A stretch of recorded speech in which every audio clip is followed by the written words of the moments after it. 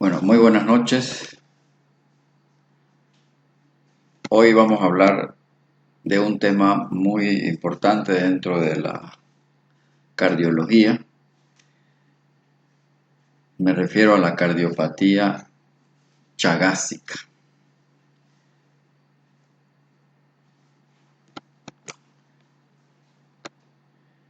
Importante es mencionar que la enfermedad de Chagas es la tercera enfermedad parasitaria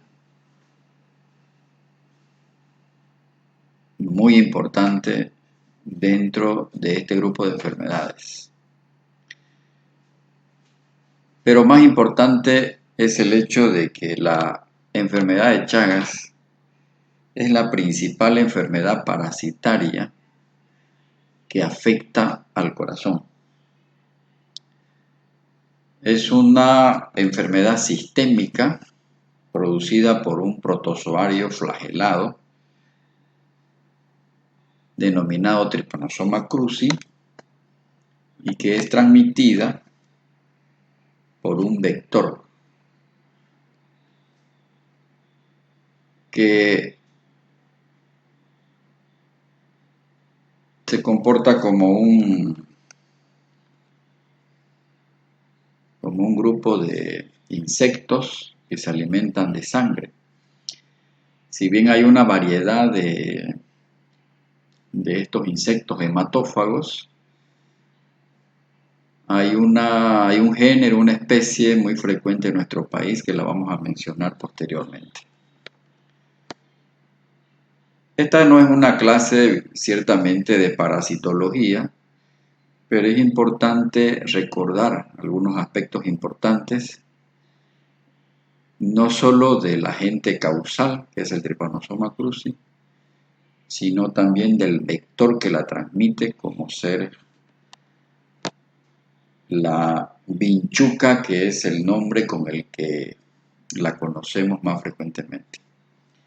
Esta enfermedad también se la denomina, como ustedes saben, la trypanosomiasis americana, porque solo se halla distribuida en el continente americano. El 14 de abril es el Día Internacional de la Enfermedad de Chagas, con la finalidad de recordar que un 14 de abril de 1909, Carlos Chagas, el doctor Carlos Chagas, la descubre la enfermedad. Hablando un poco de epidemiología, ¿por qué nos interesa hablar de la cardiopatía chagásica o de la enfermedad de Chagas? Porque es una enfermedad muy prevalente en nuestro país. Casi toda la superficie de los departamentos de Tarija, Chuquisaca, Cochabamba y Santa Cruz adolecen de esta enfermedad. Y parcialmente Potosí y La Paz, como vemos en este mapa. Diríamos que el 60% de la población de nuestro país tiene riesgo de esta enfermedad. Se calcula que hay 1.800.000 personas infectadas con el Trypanosoma cruzi. En este mapa donde se ve el área chagásica en nuestro país, podemos observar que, hablando de nuestro departamento de Santa Cruz, la única zona, la única región que no tiene el problema del Chagas corresponde a toda la Chiquitanía, porque la vinchuca vive entre los 300 y los 3.000 metros de altura. Esta zona de la Chiquitanía está a menos de 300 metros de altura y por esa razón es que no es el hábitat para la vinchuca. Sin embargo, en esta diapositiva, lo más importante resaltar es lo siguiente. Desde el año 1991 todos los países de América Latina, del continente americano, se pusieron en marcha a trabajar para prevenir esta enfermedad que azotaba a mucha gente. Y fíjense que en el año 1999, el 55% de las viviendas estaban infestadas con las vinchucas.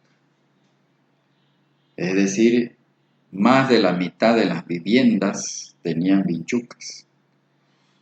El año 2018, eso se redujo sustancialmente y por ahora entre el 5 y el 10% de las viviendas están con vinchucas.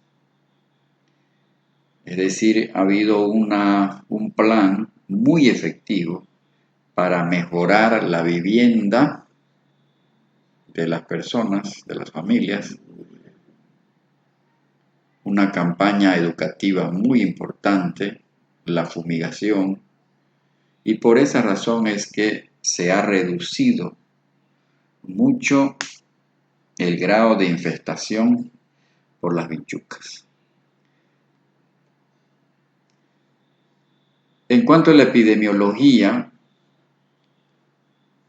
la Organización Mundial de la Salud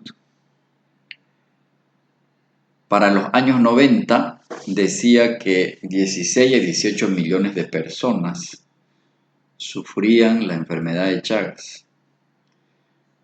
Esto se redujo grandemente para el año 2009, donde la incidencia bajó sustancialmente. Con toda esta campaña de lucha frontal contra las vinchucas, prácticamente se ha reducido mucho la incidencia de la enfermedad de Chagas. En el año 1983 se diagnosticaban unos 700.000 casos por año y para el año 2009 se ha reducido a unos 50.000 casos por año. Como dice en esta diapositiva, es la tercera enfermedad parasitaria más importante del mundo. Pero recalcar que es la más importante de las enfermedades de naturaleza parasitaria que afecta al corazón. La Organización Mundial de la Salud la ha denominado, está catalogada esta enfermedad como una enfermedad desatendida, porque aparece en entornos muy empobrecidos. Y bueno, como cualquier otra enfermedad, la enfermedad de Chagas se ha globalizado. Fíjense en este mapa que en Estados Unidos hay más de 300.000 casos de enfermedad de Chagas. Entonces hay en todos los continentes. La enfermedad de Chagas se ha globalizado. Ahora, ¿quién es el que, es decir, por qué hay enfermedad de Chagas en otros países? ¿Quién va a mantener la enfermedad de Chagas en otros países? Es a través de la transmisión vertical. Porque obviamente la transmisión vectorial, o sea, la gente que se infecta en otros países, no es por la transmisión vectorial, sino por la transmisión vertical. Si nos remontamos a la historia de la enfermedad de Chagas, en realidad el doctor Carlos Chagas no solamente descubrió el agente causal, el Trypanosoma cruzi, también descubrió el vector que transmitía esta enfermedad, el Pastrongyllus megistus. Este vector, este insecto hematófago, él también lo descubrió. Y no otra cosa menos importante es que también descubrió a esta niña que ven en la pantalla, que es la niña Berenice Soares de Moura, en el año 1909, un 14 de abril, el doctor Carlos Chagas, que había sido delegado para trabajar en una campaña antimalárica en Minas Gerais, descubrió que esta niña estaba sufriendo un Chagas agudo. En esa época, el 14 de abril de 1909, esta niña tenía fiebre, tenía hepato y esplenomegalia, había sufrido una forma aguda de la enfermedad de Chagas. Por lo tanto, al doctor Carlos Chagas se lo reconoce por este triple descubrimiento. En realidad, la comunidad científica le pagó mal porque era merecedor de un premio Nobel de la medicina, porque es uno de los pocos descubrimientos, ya que descubre, como decía anteriormente, el agente causal, el vector que transmite la enfermedad y la enferma que fue Berenice. El doctor Carlos Chagas fallece en 1934 y resulta que en 1961 esta niña tenía 53 años, había superado la fase aguda de la enfermedad y fue examinada por otros médicos de esa época. Es muy bajo el porcentaje. Esta niña tuvo la suerte que superó la fase aguda porque el compromiso cardíaco es muy bajo en la fase aguda. De suerte que esta niña pudo superar y por esa razón llegó a sobrevivir hasta los 60 años, dice la historia de la medicina. Por lo tanto, hay que reconocer que el doctor Carlos Chagas fue un gran profesional médico por este triple descubrimiento. Ahora, también es importante mencionar que desde 1909 para acá, muchos profesionales médicos le dedicaron mucha investigación a la enfermedad que él había descubierto. Hay profesionales médicos de todos los países de América que inclusive llegaron a defender su tesis de grado sobre la enfermedad de Chagas. Por esa razón a esta enfermedad también se la llama enfermedad de Chagas-Massa, porque el doctor Massa, un médico argentino, también contribuyó en el descubrimiento, en la investigación de esta enfermedad, que hasta ahora sigue siendo un dolor de cabeza para los médicos. En esta diapositiva podemos ver el agente etiológico, que es el Trypanosoma cruzi, y Carlos Chagas, en honor a su profesor que fue el doctor Osvaldo Cruz, por eso le puso el nombre de Cruzi, que viene de Cruz, del apellido de su profesor que fue el doctor Osvaldo Cruz. El doctor Carlos Chagas no había sido, cuando lo delegan para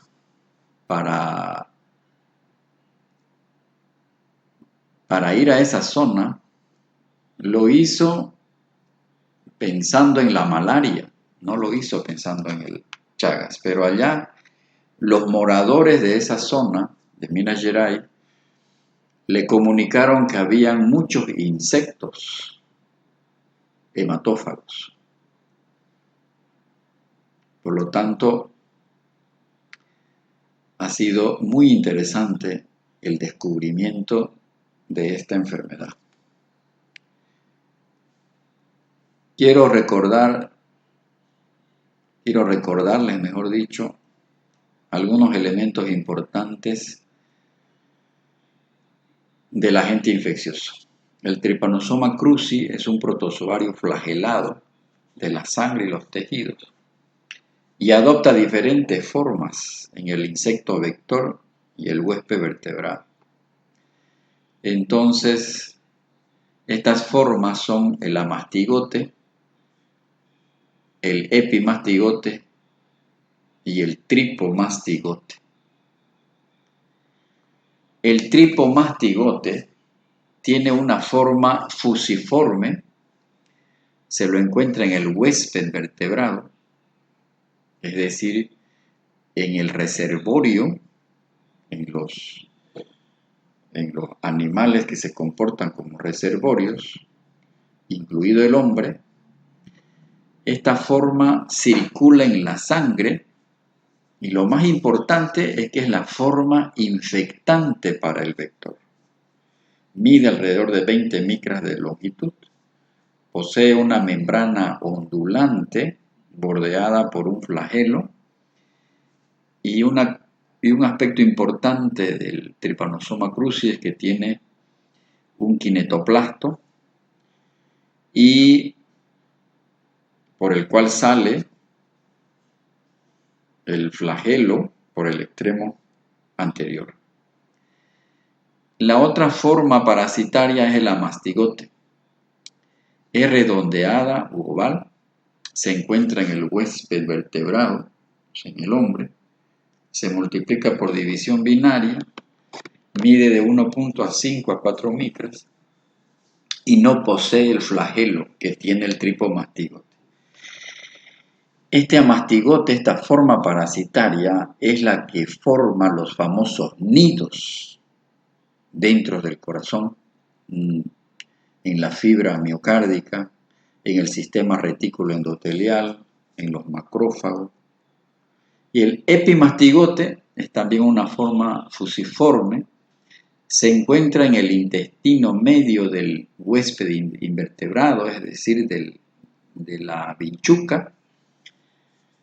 El flagelo es anterior al núcleo y también se multiplica por división binaria. Este es el insecto hematófago que transmite la enfermedad. Carlos Chagas descubrió en el año 1909 el género, la especie, el Pastrongyllus megistus. Si bien en nuestro país el género más frecuente es el Triatoma infestans,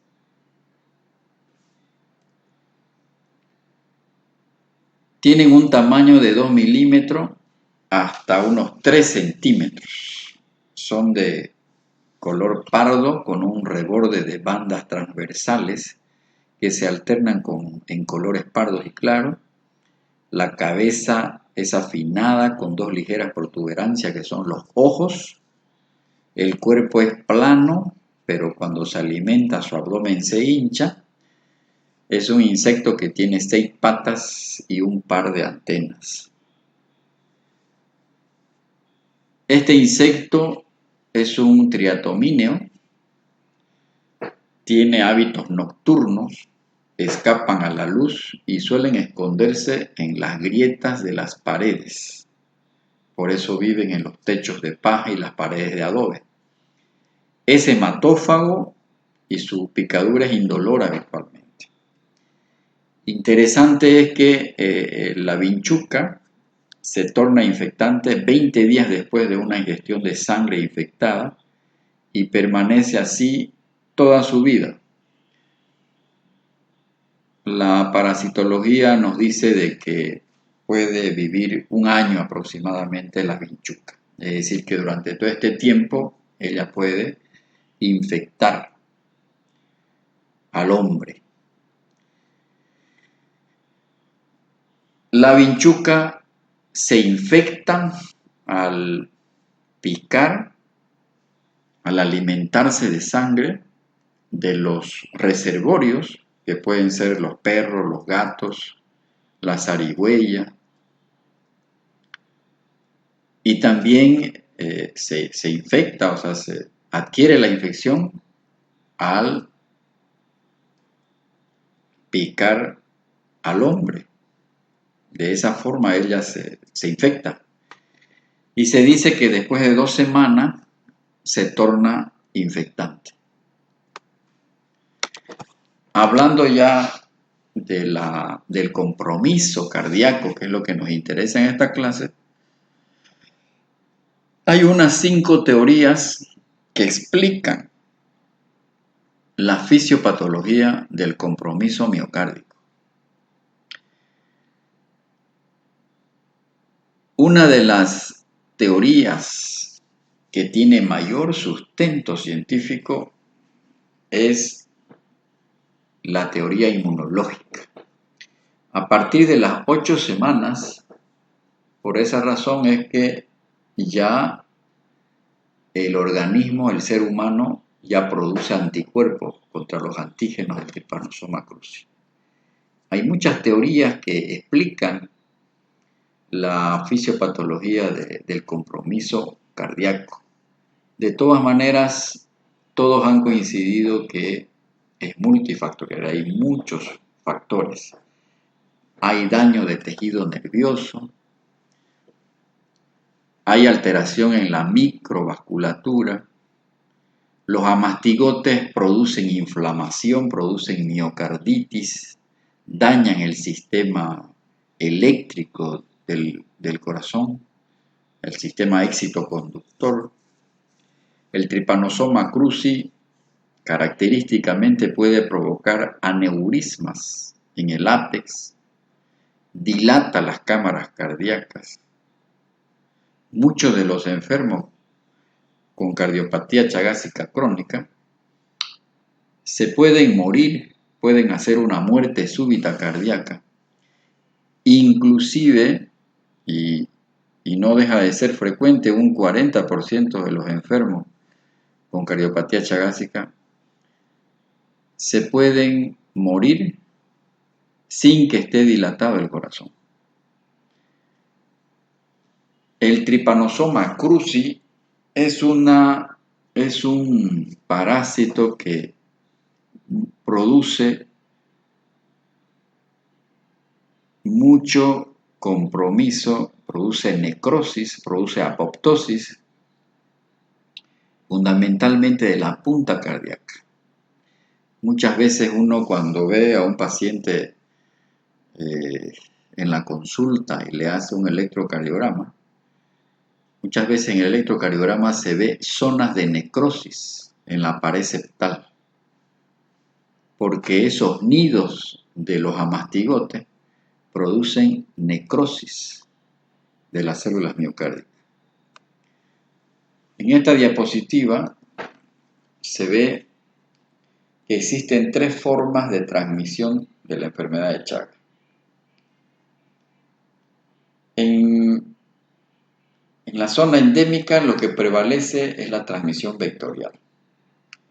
En cambio, en la zona urbana lo que prevalece es la transmisión transplacentaria y transfusional.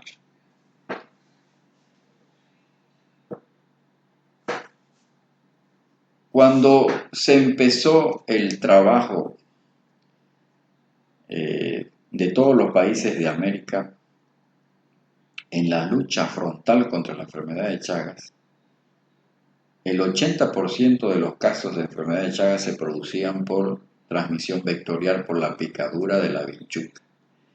Prácticamente esto ahora ya no nos interesa demasiado, porque solo un 5 a 10% de las viviendas están infestadas por las vinchucas.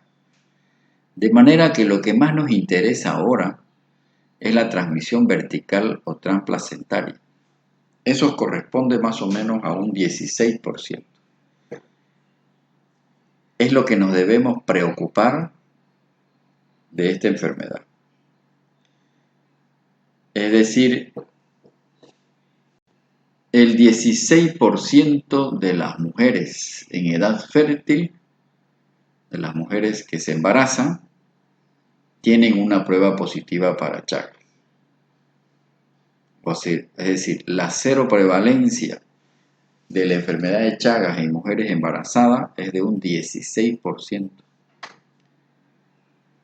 Y la posibilidad que el niño nazca con un Chagas congénito puede llegar a un 2%.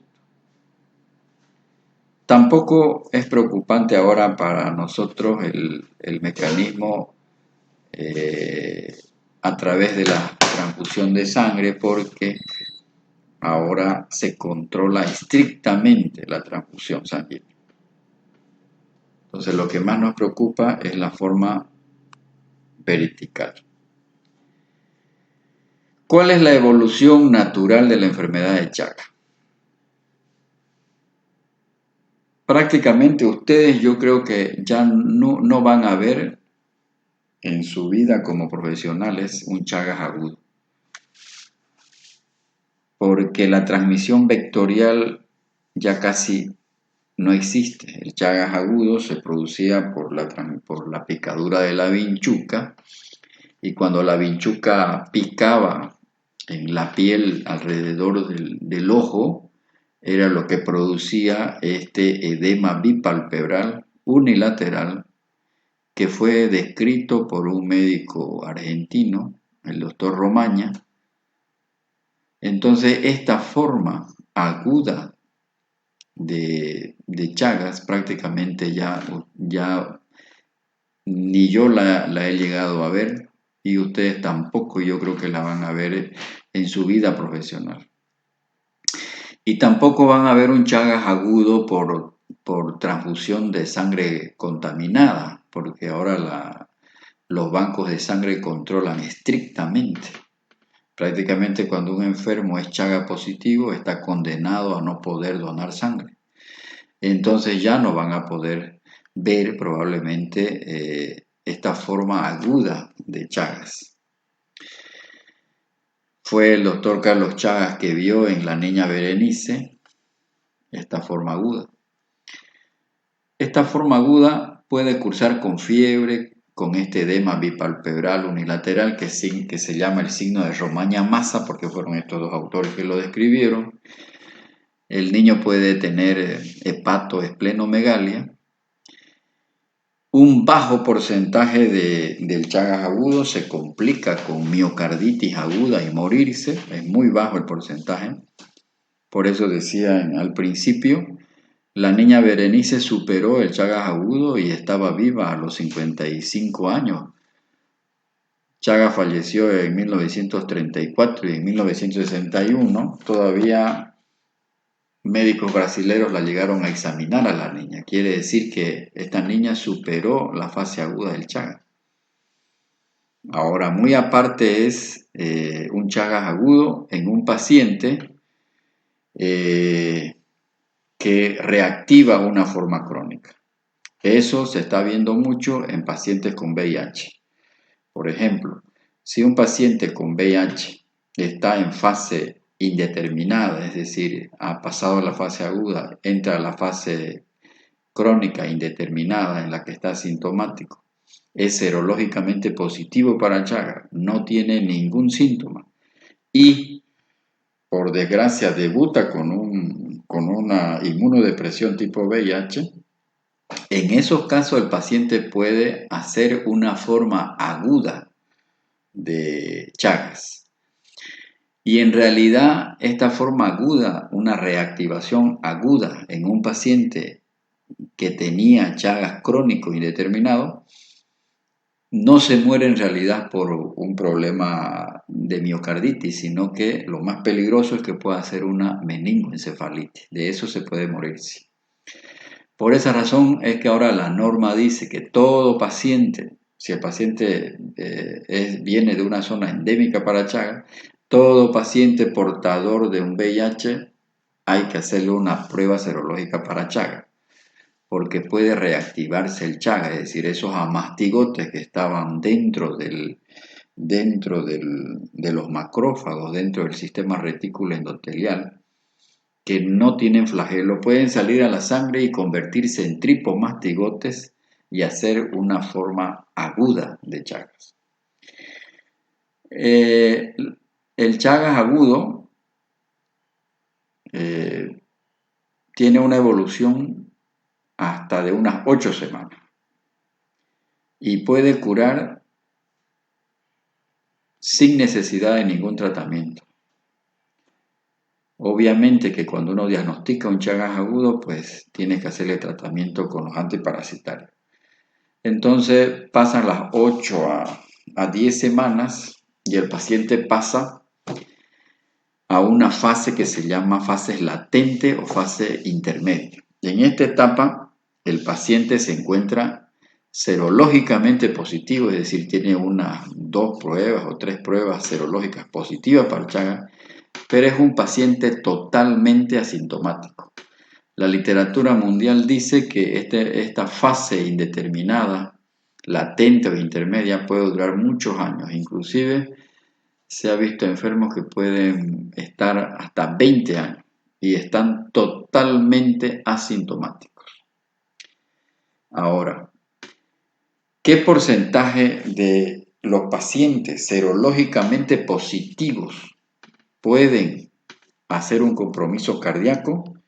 La literatura dice que entre el 25 a 30% de esos enfermos serológicamente positivos, cuando están en fase crónica, puede comprometer el corazón. Un 30% pueden afectar el sistema cardiovascular, un 6% el sistema digestivo y solo un 3% el sistema nervioso central y periférico. Entonces, el mensaje más importante de esta diapositiva es el hecho de que si nosotros decimos que en nuestro país se calcula que hay 1.800.000 pacientes infectados con el Trypanosoma cruzi, de esa cantidad, entre el 25 a 30% pueden desarrollar una cardiopatía chagásica. Sin embargo, el debate y las interrogantes que se analizan en todos los congresos que se hacen dentro de la cardiología, es el hecho de que no se sabe quiénes son, cuáles son los predictores, es decir, cómo sabemos, cómo podemos seleccionar a ese 30% de los que van a hacer compromiso cardíaco.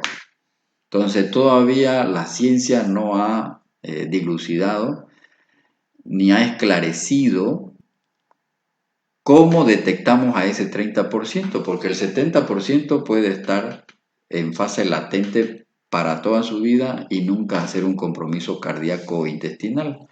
Pero hay un 30% que puede desarrollar cardiopatía chagásica. Ahora, la ciencia ha demostrado, por otra parte, que si el paciente persiste en la zona endémica para Chagas, si está muy parasitado, tiene más probabilidades de que desarrolle el compromiso cardíaco. Si empieza con un fenómeno de inmunodepresión, también puede desarrollar el compromiso cardíaco. Pero todavía hay mucho por estudiar qué pacientes son los que van a desarrollar el compromiso cardíaco. En esta diapositiva quiero mostrarles qué es lo que pasa en la fase indeterminada. La fase indeterminada de la enfermedad de Chagas, donde prácticamente ya no hay tripomastigotes en la sangre circulante. En esta fase indeterminada, esos tripomastigotes han pasado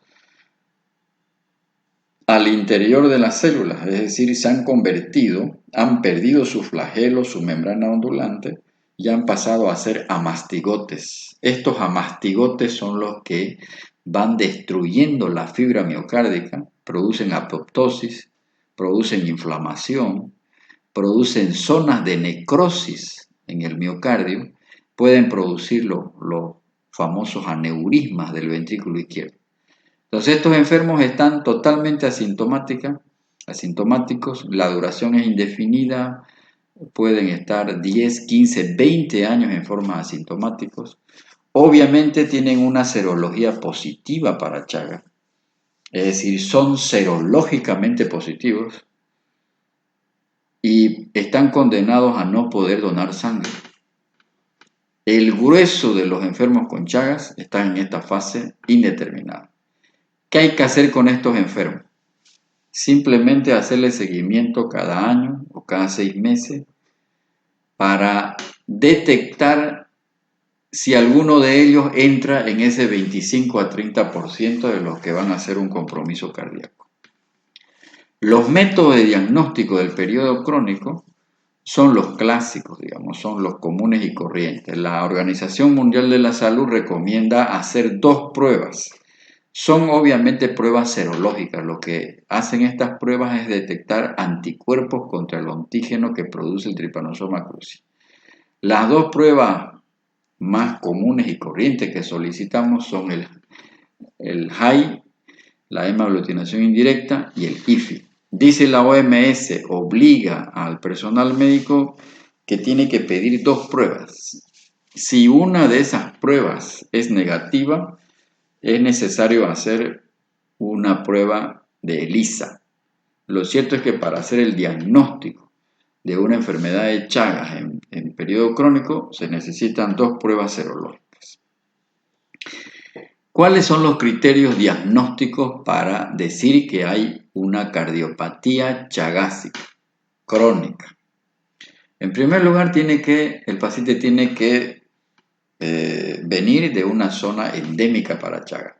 Por lo tanto, es una necesidad que el médico conozca de dónde, cuál es su procedencia del enfermo. Ya sabemos que hay 4 departamentos fundamentalmente que están abarrotados por el Trypanosoma cruzi porque es el hábitat normal de la vinchuca. Ustedes saben que la vinchuca vive sobre todo entre los 300 y los 1600 metros de altura sobre el nivel del mar. Tiene que tener el paciente una serología positiva para Chagas, obviamente, y tiene que tener un cuadro clínico compatible. Estos son los 3 criterios para hacer diagnóstico de la cardiopatía chagásica. Entonces el diagnóstico es clínico, necesito tener la serología positiva para Chagas, el antecedente endémico o un antecedente de haber recibido una transfusión de sangre no compatible, pero esto es muy raro, es muy remota la posibilidad porque el banco de sangre hace un control estricto. Y uno de los exámenes más importantes para hacer el diagnóstico precoz de la cardiopatía chagásica es el electrocardiograma. En la fase crónica hemos dicho que el 10 a 30% de los pacientes seropositivos pueden desarrollar la cardiopatía chagásica. Electrocardiográficamente está demostrado que el Trypanosoma cruzi fundamentalmente ataca, invade, inflama, afecta la rama derecha de las de His y la hemirama anterosuperior, porque estas dos ramas son más superficiales y están menos irrigadas. Esa es la razón por la cual se afectan más frecuentemente. En esta diapositiva vamos a ver algo muy importante. Dice acá, el 70% de los pacientes con una serología positiva para Chagas habitualmente no se le encuentra una patología demostrable. Y en un 30% puede encontrarse una patología demostrable. Esta es el léxico, la clasificación actual de cómo se clasifica la enfermedad de Chagas. Si yo tengo un paciente serológicamente positivo para Chagas, proveniente obviamente de una zona endémica, lo examino al enfermo y no le encuentro absolutamente ni nada, la semiología cardíaca es normal, el electrocardiograma es normal, la radiografía de tórax es normal, entonces lo clasifico como enfermedad de Chagas crónico sin patología demostrable. En cambio, un 30% de los enfermos puede tener un compromiso cardíaco y eso es lo que nos interesa en esta clase.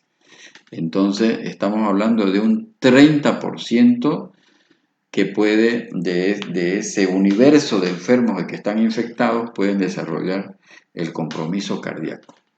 No vamos a hablar ahora de la parte digestiva ni de la parte neurológica, lo que nos vamos a dedicar es fundamental al compromiso cardíaco.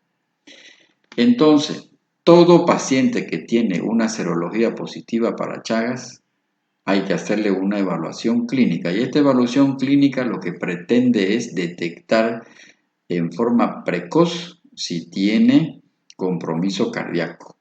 Hay que hacerle una anamnesis común y corriente para ver si tiene síntomas cardíacos. Pero aquí el examen más importante es el electrocardiograma, porque el electrocardiograma detecta en forma precoz el compromiso cardíaco por el tripanosoma cruzi. Luego la radiografía de tórax y la ecografía cardíaca que se la puede pedir, obviamente es fundamental para hacer el diagnóstico ya más preciso del compromiso cardíaco. El compromiso del corazón, según la Organización Mundial de la Salud, se lo puede dividir en 4 fases. Sin embargo, hay un consenso, hay un grupo de expertos que el año 2016 elaboraron una directriz para toda la comunidad médica y ha dividido la cardiopatía chagásica en 2 grandes grupos. Es decir, cardiopatía chagásica tipo A, en la que los enfermos son serológicamente positivos y pueden tener trastornos eléctricos. Es decir, yo le hago un electrocardiograma al enfermo y puedo encontrar algún trastorno eléctrico en el electrocardiograma. Fundamentalmente puede ser un bloqueo de rama derecha, un hemibloqueo de la ramita anterosuperior, puedo encontrar algunas extrasístoles ventriculares, o sea, algún trastorno eléctrico sin que tenga signos de insuficiencia cardíaca. Cuando yo le pido una radiografía de tórax, ese enfermo no tiene que tener cardiomegalia. Es simplemente un compromiso electrocardiográfico. Estos enfermos, ¿qué síntomas pueden tener? Pueden tener síntomas vagos, muy inespecíficos. Pueden tener mareo, dolor de cabeza, alguna vez pueden tener un síncope, si empiezan a hacer bradicardia. Es un paciente que tiene buen pronóstico. Esta es la cardiopatía chagásica, que según este grupo de expertos es tipo A, cuando solamente tiene compromiso electrocardiográfico. Sin embargo, el grupo más grave, de peor pronóstico y más frecuente es la cardiopatía chagásica tipo B, en la que el enfermo no solamente tiene trastornos eléctricos, sino que cuando uno le pide una radiografía de tórax, habitualmente ya tiene cardiomegalia. Esta es la forma que habitualmente vemos los cardiólogos. Vemos pacientes que vienen a la consulta ya con síntomas de insuficiencia cardíaca. Es decir, ese paciente ha pasado por una fase crónica indeterminada, latente, no se ha hecho un seguimiento oportuno, ha pasado primero por una fase de cardiopatía chagásica tipo A por trastornos electrocardiográficos y no tuvo la suerte de recibir un tratamiento, un seguimiento, digamos, y por eso entra a esa fase de insuficiencia cardíaca, una fase dilatada, es decir, el paciente ya tiene síntomas de insuficiencia cardíaca, va a tener disnea de esfuerzo, edema de miembros inferiores, puede tener ritmo de galope. Entonces, esa forma es la que nosotros habitualmente vemos en los hospitales cuando se internan los enfermos. Lamentablemente, no se le hace seguimiento a estos enfermos o estos enfermos acuden en forma muy tardía. Si bien hay muchos estudios que se le debe hacer al paciente con cardiopatía chagásica, por ejemplo el Holter para la detección de arritmia, la ergometría que es una prueba de esfuerzo, hay muchos estudios más sofisticados que son de dominio ya del especialista. Para el médico general es importante dos exámenes, el electrocardiograma y la radiografía de tórax. Es decir, a todo paciente serológicamente positivo debe hacérsele un electrocardiograma porque este examen permite detectar en forma precoz el compromiso cardíaco. A ese paciente que ya empieza a tener trastornos electrocardiográficos, hay que hacerle un seguimiento más de cerca porque ese paciente puede evolucionar a este grupo que se llama la cardiopatía chagásica tipo B o grupo B, que son pacientes que ya tienen dilatación e insuficiencia cardíaca. Entonces, fíjense acá en este electrocardiograma, en este trazado electrocardiográfico, se ve característicamente el bloqueo de la rama derecha, se ve aquí en B1 esta morfología de RSR en B1 y en B2, o sea, el bloqueo completo de la rama derecha con el hemibloqueo anterosuperior es la forma más frecuente de cómo se manifiesta el Chaga. Cuando uno ve este patrón de bloqueo de rama derecha con hemibloqueo anterosuperior, es decir, el eje está desviado a la izquierda, hay que sospechar en presencia de un paciente serológicamente positivo para Chaga y procedente de una zona endémica, hay que pensar que tiene una cardiopatía chagásica. Si no tiene síntomas de insuficiencia cardíaca y la radiografía de tórax no muestra una cardiomegalia, hay que catalogarlo como una cardiopatía chagásica tipo A, que tiene en realidad buen pronóstico. Hay que hacerle seguimiento cada año para ver si no va dilatando o si no va haciendo otros trastornos electrocardiográficos.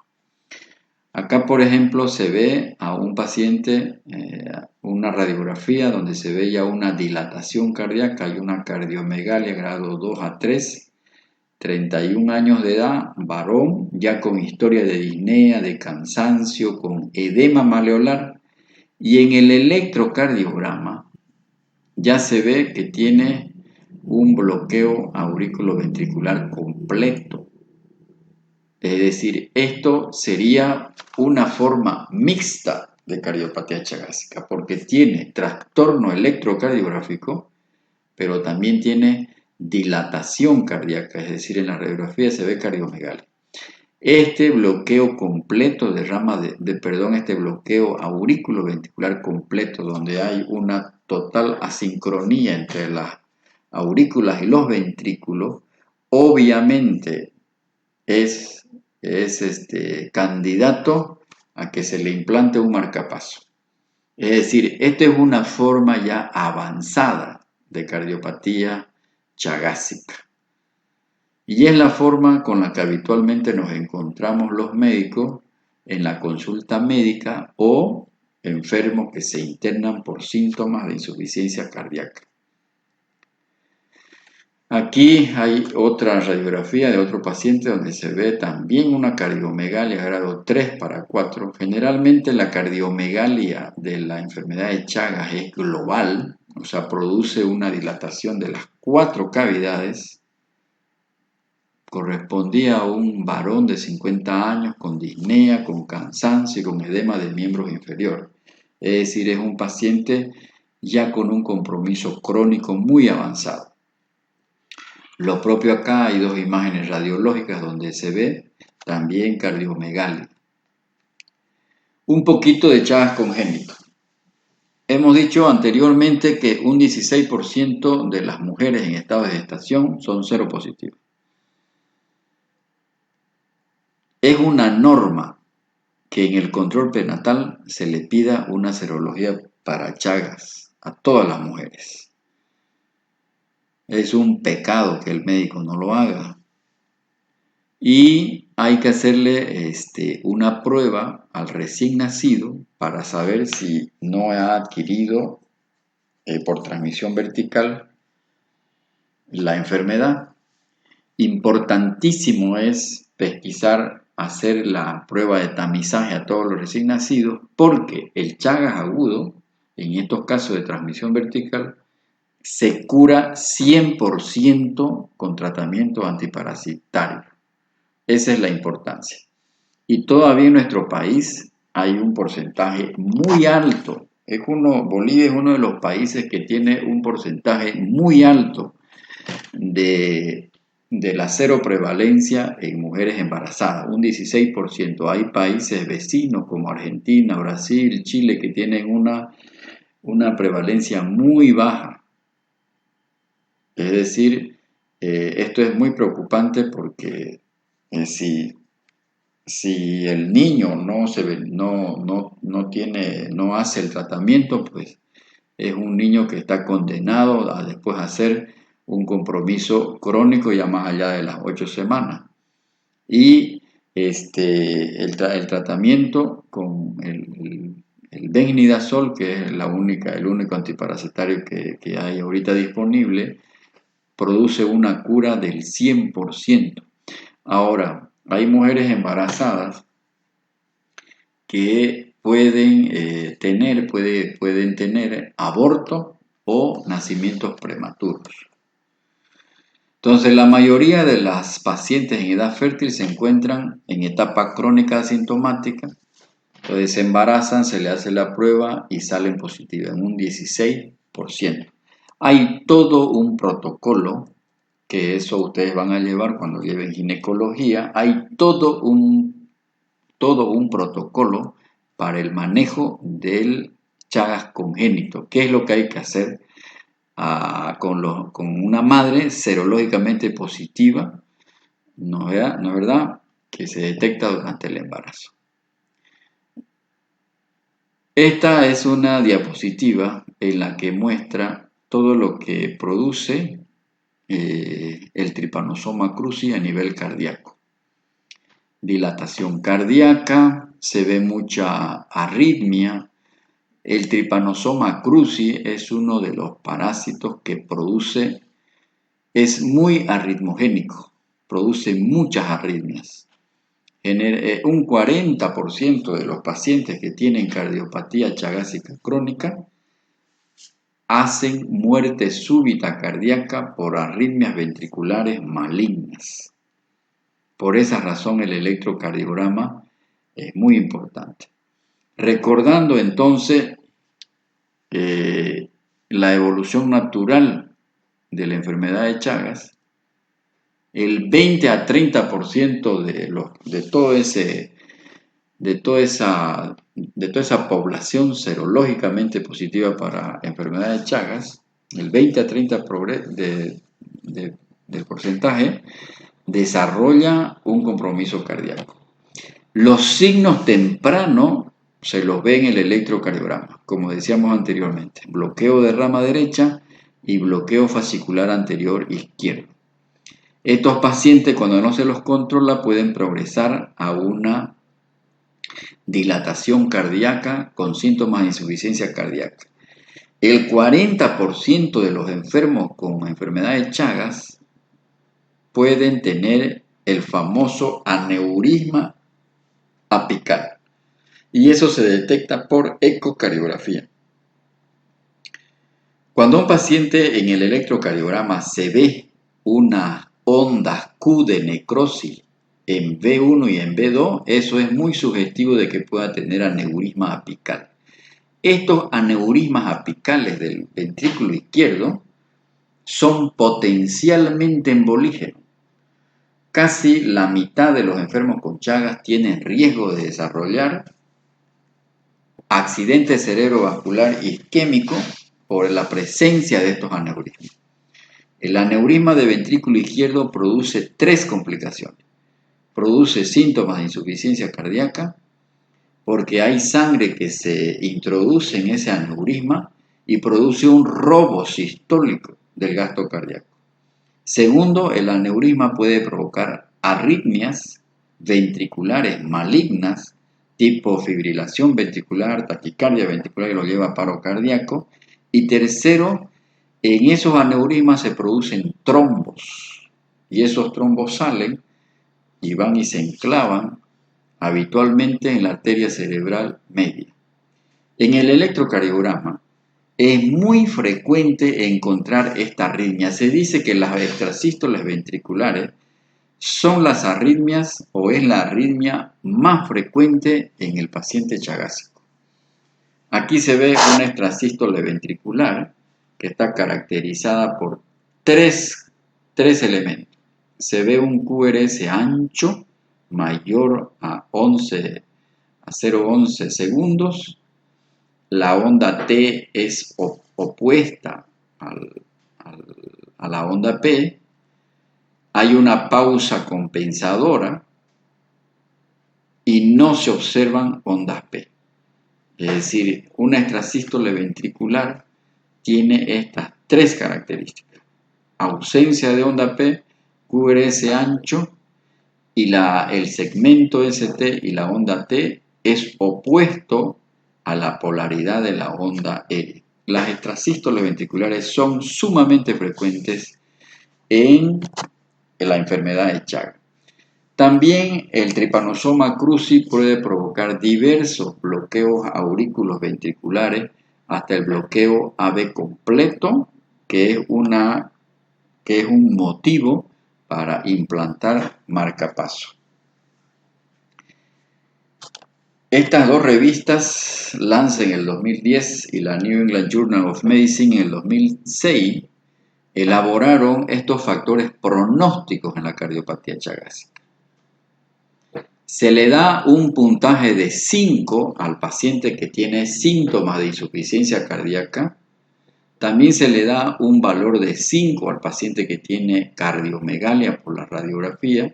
Se le da un valor de 3 al paciente que por la ecocardiografía muestra una alteración en la motilidad. Se le da un valor de 3 cuando se le realiza un Holter al paciente y se muestra ahí un episodio de taquicardia ventricular no sostenida. Se le da un valor de 2 si en el electrocardiograma se ven complejos QRS de bajo voltaje, y se le da un valor de 2 al paciente varón si es del sexo masculino. Entonces yo sumo todos estos puntajes y de acuerdo al valor total se valora el pronóstico. Y fíjense acá que si el paciente tiene entre 12 y 20 puntos, tiene una mortalidad muy alta. El 63% se va a morir a los 5 años y el 84% se va a morir a los 10 años. Estos factores son muy importantes que uno los valore en la historia clínica con el paciente. Es decir, todos estos factores son factores de riesgo que agregan pronóstico. Ahora, esta diapositiva también es muy importante.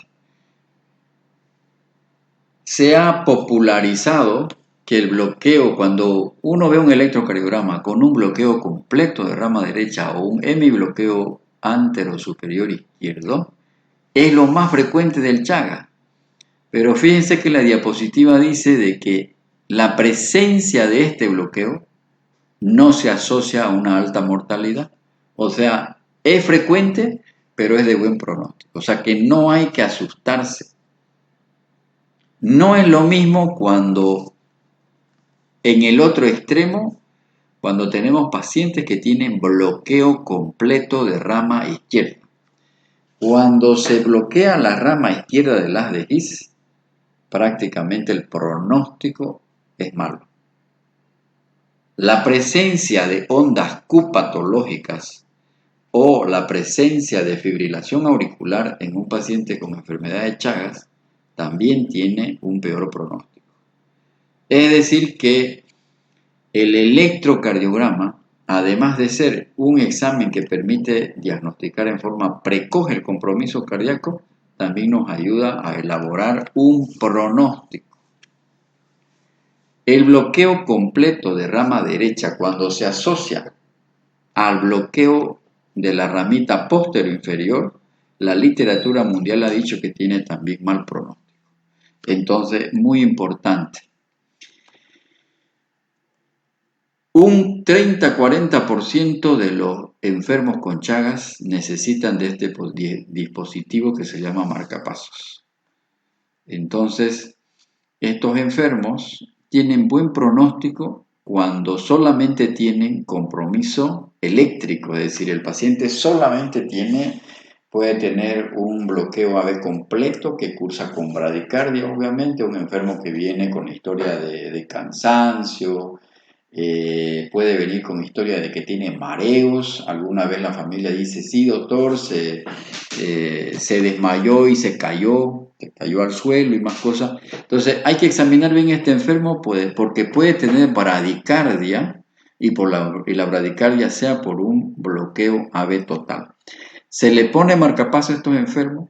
Si es que no está dilatado el corazón, tienen buen pronóstico con el marcapaso, pero si el corazón está dilatado, está en fase de una cardiopatía chagásica tipo B, el marcapaso no le va a mejorar el pronóstico. En cambio, cuando es solamente el compromiso eléctrico, se beneficia. Decíamos que un 40% de los pacientes con cardiopatía chagásica crónica pueden desarrollar un accidente cerebrovascular, evidentemente. Y fíjense acá que en esta diapositiva los factores de riesgo, o mejor dicho, las indicaciones para dar un anticoagulante oral para prevenir el accidente cerebrovascular en la población chagásica está acá. Es decir, ¿qué pacientes necesitan recibir un anticoagulante oral para evitar que se mueran por una embolia cerebral? Les comento que es muy deprimente para el médico cuando uno está manejando pacientes con Chagas y le va haciendo seguimiento y pasa un tiempo y se lo traen al enfermo con una embolia cerebral, con una secuela de embolia cerebral. Es decir, es deprimente para el médico porque seguramente uno no evaluó bien al enfermo, porque la embolia cerebral es prevenible. Entonces yo tengo que identificar si el paciente tiene factores de riesgo. Entonces aquí se ve claramente, bien indicado acá está, qué pacientes necesitan recibir anticoagulante oral. El paciente que tiene fibrilación auricular, el paciente que tiene una disfunción sistólica, es decir, el paciente que cuando se le hace una ecocardiografía y la fracción de eyección está menos del 40% y está fibrilado, necesita, además del tratamiento convencional para la insuficiencia cardíaca, necesita la warfarina como anticoagulante oral. El paciente que tiene una trombosis mural es el típico paciente que tiene aneurisma en el ápex, también tiene indicación de anticoagulación oral. Esto es una diapositiva de la Sociedad Española de Cardiología. Los españoles están desde hace mucho tiempo han estudiado mucho el Chagas. ¿Por qué? Porque en España hay mucha población femenina que tiene Chagas, que se ha ido por cuestiones sociales, se ha ido a vivir para allá. Entonces, como viene de una zona endémica, entonces lo estudian. Y la Sociedad Española de Cardiología, fíjense que elaboró este cuadro para correlacionar qué alteración O sea, ¿qué relación hay entre los trastornos electrocardiográficos y el pronóstico? Y aquí claramente dice, cuando en el electrocardiograma se ve una zona eléctricamente inactiva, es decir, yo puedo ver ondas Q de necrosis en alguna pared, en alguna de las 6 derivaciones del electrocardiograma, eso tiene un mal pronóstico porque está asociado a disfunción del ventrículo izquierdo. Es decir, tener una zona eléctricamente negativa se asocia con disfunción ventricular. Y fíjense que solo el 12% de los pacientes que tienen bloqueo de rama derecha, que es la alteración más frecuente, esos enfermos solamente en el 12% se asocia a disfunción ventricular. Es decir, que no tiene mal pronóstico el paciente que solamente tiene bloqueo de rama derecha. En cambio, el paciente que tiene bloqueo de rama izquierda, en un 61% se asocia cuando se le hace una ecocardiografía a disfunción ventricular. La enfermedad de Chagas, el Trypanosoma cruzi, es el parásito que más produce dilatación cardíaca. Es decir, que más produce una forma de miocardiopatía secundaria. Los síntomas que tiene el enfermo cuando está comprometida la función miocárdica son síntomas de insuficiencia cardíaca, está más en riesgo de tener accidente cerebrovascular, está más sujeto a tener arritmias y puede tener muerte súbita cardíaca. Cuando uno lo examina al paciente con un paciente que viene con síntomas cardíacos, es importante en la exploración física pesquisar si tiene taquicardia, si no está con ritmo de galope. Es frecuente que el paciente que tiene bloqueo completo de rama derecha puede estar el segundo ruido cardíaco desdoblado.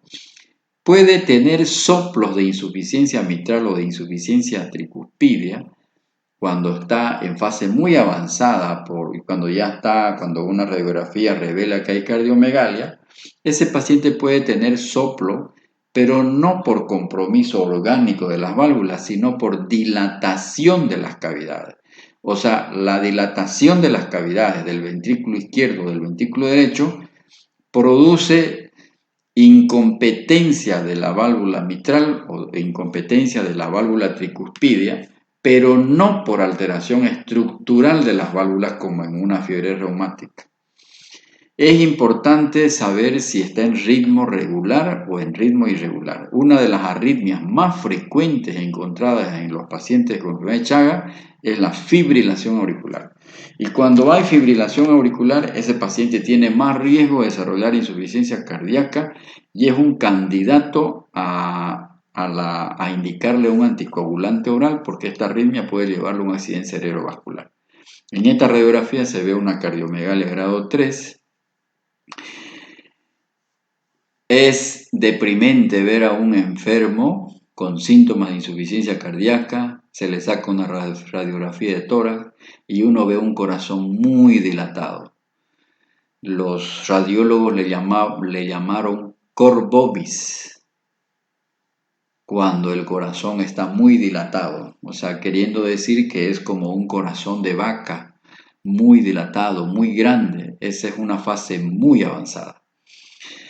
Este patrón electrocardiográfico solo se presenta en un 3% de los pacientes con enfermedad de Chagas, es decir, el bloqueo de rama izquierda es el menos frecuente, porque lo más frecuente es el bloqueo de rama derecha. Pero cuando yo tengo un paciente con Chagas y tiene bloqueo de rama izquierda, tiene un peor pronóstico.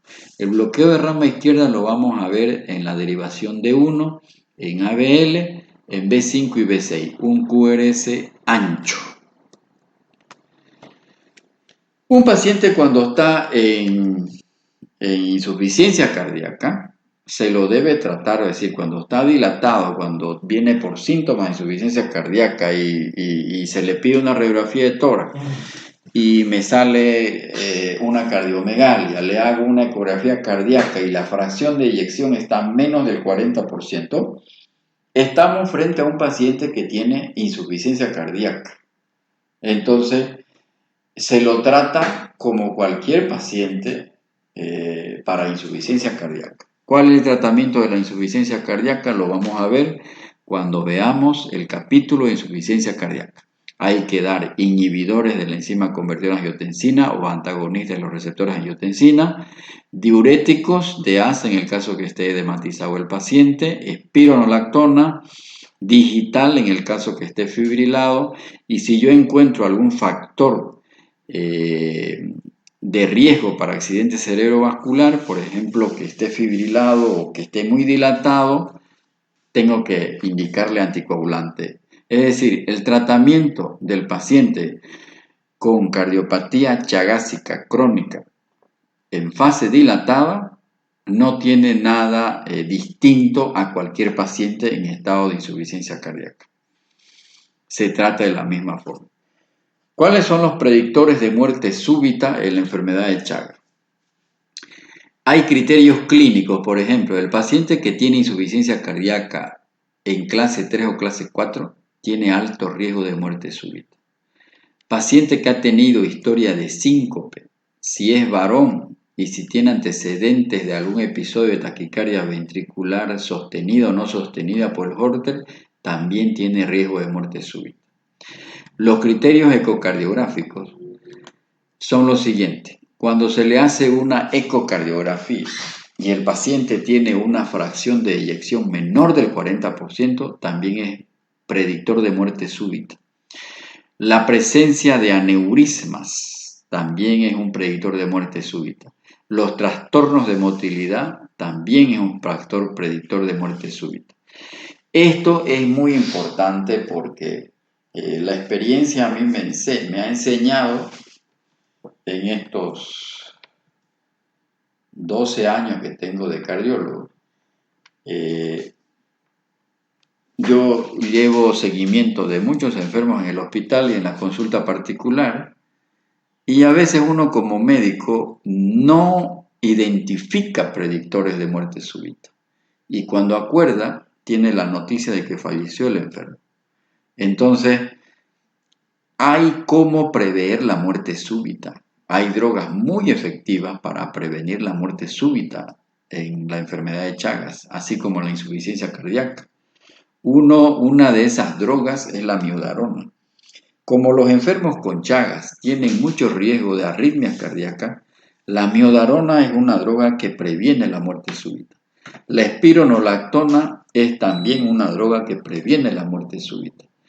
Y tercero, el implante de un marcapaso, cuando está bien indicado, también previene la muerte súbita, porque si yo tengo un paciente que tiene bradicardia, que viene por historia de mareos, algún episodio de síncope, lo examino y lo encuentro con bradicardia, le hago un electrocardiograma y tiene un bloqueo AV completo, si yo no le pongo marcapaso a ese paciente, en cualquier momento va a sufrir una muerte súbita cardíaca, se va a morir el enfermo.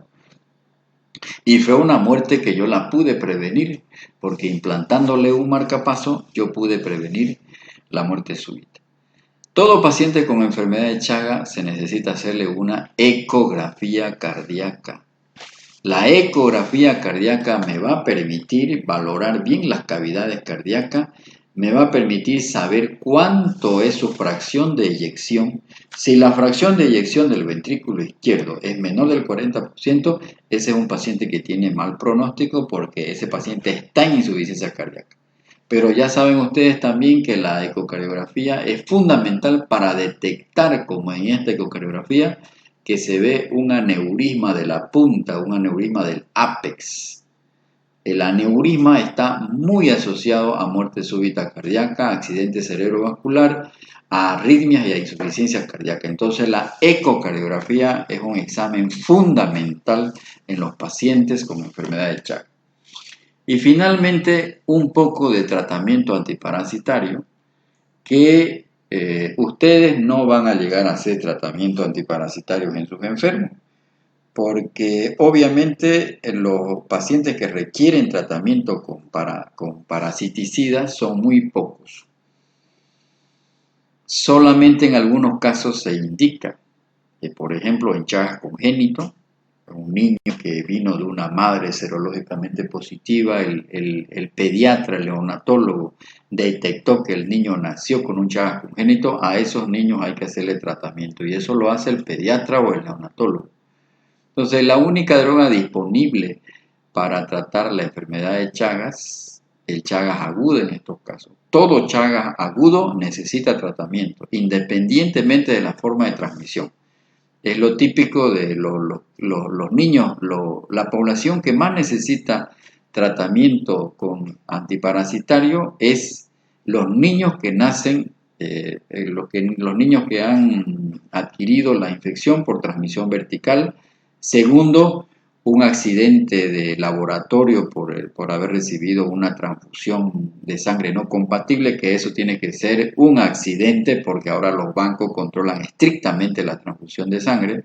Tercero, un paciente como el que mencioné anteriormente, que estaba en etapa crónica y que empieza con un VIH, por ejemplo, y hace una reactivación aguda de la enfermedad de Chagas. En esos casos también se trata. Entonces, la única droga disponible que tenemos es el benznidazol, que fue desarrollado por un laboratorio alemán, Roche, en el año 1974. La dosis que se da en los niños es de 7 miligramos por kilo peso por día, distribuido en 2 dosis y por 60 días. El benznidazol viene en tabletas de 100 miligramos y está contraindicado en la insuficiencia hepática e insuficiencia renal. Hay todo un protocolo para tratar el Chagas congénito, que cuando ustedes lleven la materia de ginecología, obstetricia y pediatría, el Ministerio de Salud tiene unas normas de manejo del Chagas congénito. De todas maneras es importante conocer lo que es el benznidazol. Hay muchos efectos colaterales que puede provocar el benznidazol, hasta algo muy grave que lo puede matar al enfermo, y es el síndrome de Stevens-Johnson, que es una forma grave de reacción alérgica. Entonces, no son medicamentos muy efectivos, pero en el Chagas agudo es donde más. Para Chagas crónico habitualmente no se utiliza, sino para Chagas agudo. Y lo importante es que cuando es un Chagas agudo por transmisión vertical, la probabilidad que el niño cure 100% no hay que dudarlo. Por eso por eso hay que hacer el tamizaje a toda mujer embarazada. Obviamente que la prevalencia del Chagas congénito no es muy alta, Dios gracias, no llega a superar el 2%. De 20 mujeres embarazadas serológicamente positivas, 2 pueden tener Chagas congénito. Ahora, hay otra cosa también muy importante. Si no se presentó en el primer embarazo, puede presentarlo en el segundo, en el tercero, en el cuarto. Por eso, en todos los embarazos hay que hacer el tamizaje respectivo. ¿Cuáles son las indicaciones de tratamiento con el benznidazol? Todo paciente en fase aguda de la enfermedad, niños y adolescentes en fase indeterminada, es decir, aquellos pacientes menores de 40 años serológicamente positivos, que no tienen patología demostrable, o sea, no tienen nada en el electrocardiograma, son asintomáticos, radiográficamente normales, no tienen tampoco compromiso gastrointestinal. A esos pacientes se les hace tratamiento con benznidazol. La dosis en el adulto es 5 miligramos kilogramo peso por día durante 2 meses. En los niños se usa 7 miligramos por día. Pacientes adultos en fase indeterminada con forma cardíaca incipiente. Es decir, hay una tendencia a dar benznidazol a aquellos pacientes que son adultos, están en fase indeterminada y tienen un mínimo compromiso en el electrocardiograma. Puede ser un simple bloqueo completo de rama derecha o un hemibloqueo anterior superior, se pueden beneficiar. Particularmente yo hago tratamiento en esos casos porque a veces uno se ve sometido a la presión de los enfermos. En todo paciente con Chagas agudo por accidente con material contaminado y en caso de ser donantes o receptores de trasplante de órganos. Entonces, eso era lo que quería mostrarle en esta clase sobre la cardiopatía chagásica. Si hay alguna pregunta, ustedes me las pueden hacer. Muchas gracias.